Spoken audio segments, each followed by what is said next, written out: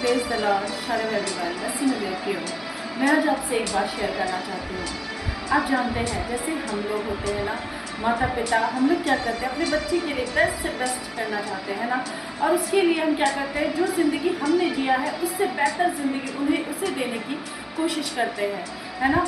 और जहाँ तक हो सके हम हर मुमकिन कोशिश करते हैं मसीह में मेरे प्रियो कि हम उसको बेस्ट ज़िंदगी दे सकें, अपने से ज़्यादा अच्छा ज़िंदगी दे सकें, हर एक चीज़ उससे मुहैया कराएं, है ना।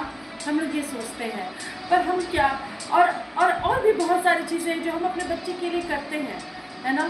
और सारी चीज़ों को करने के बाद यहाँ तक कि पूर्वजों का भी धन संपत्ति हम चाहते हैं हमारे बच्चे को मिले, है ना।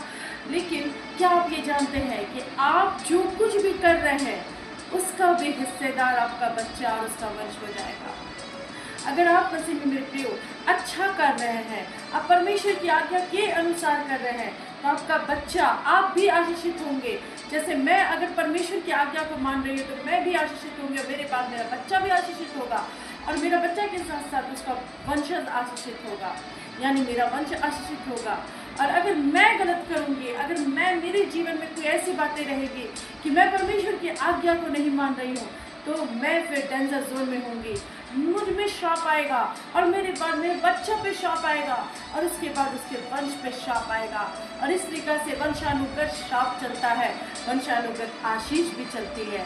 अब ये चुनाव आपका है मसीह में मेरे प्रियो, चुनाव सिर्फ आपका है। अब आपको क्या करना है, किस रास्ते को चुनना है, कैसे आप अपने बच्चे को आशीषित जीवन दे सकते हैं, उसके फ्यूचर को ब्राइट कर सकते हैं, कैसे कर सकते हैं, हाँ, और उसको कैसे सिखा सकते हैं, आज्ञा को कैसे माने, परमेश्वर की आज्ञा को कैसे माने, है ना। और ताकि वो अपने बच्चे को सिखा पाए और अपने बच्चे को सिखाए, ताकि क्या हो, हमारा पूरा जनरेशन, पूरा पीढ़ी दर पीढ़ी हम ब्लेसिंग के अंदर हो। हालेलुया। क्या ये छोटी बात होगी मसीह में मेरे प्रियो, कि कल जब हम स्वर्ग में होंगे तो हमारे लोग भी हमारे साथ स्वर्ग में होंगे। हालेलुया। मसीह में मेरे प्रियो, कभी कभी कुछ ऐसी घटनाएं होती है कि हम ये कहते हैं कि ऐसा क्यों हमारे जीवन में हो रहा है, क्या हमारे पूर्वजों ने कुछ किया है, या फिर मम्मी पापा आपने कुछ किया है जिसकी वजह से हम इतना भोग रहे हैं।